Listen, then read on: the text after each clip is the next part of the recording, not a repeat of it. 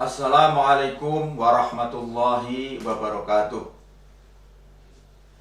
Saudara sekalian, tidak terasa hampir genap 10 tahun program JKN berjalan.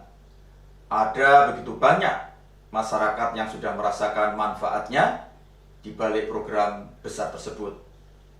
Ada BPJS Kesehatan yang tak henti berinovasi untuk memudahkan pesertanya mengakses layanan kesehatan. Terobosan-terobosan ini perlu kita dukung. Didukung oleh seluruh pemangku kepentingan, termasuk tenaga medis dan fasilitas kesehatan.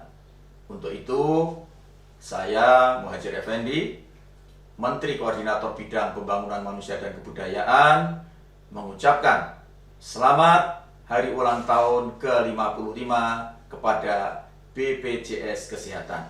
Terima kasih atas komitmennya, dedikasinya, dan kerja kerasnya yang luar biasa dalam memberikan pelayanan yang terbaik kepada kita semua.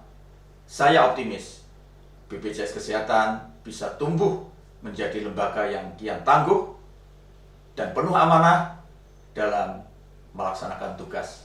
Semoga BPJS Kesehatan semakin mantap dalam melakukan transformasi, mutu layanan, mudah, cepat, akrab, dan setara. Dan saya siap, kamu siap, kita bisa. Wassalamualaikum warahmatullahi wabarakatuh.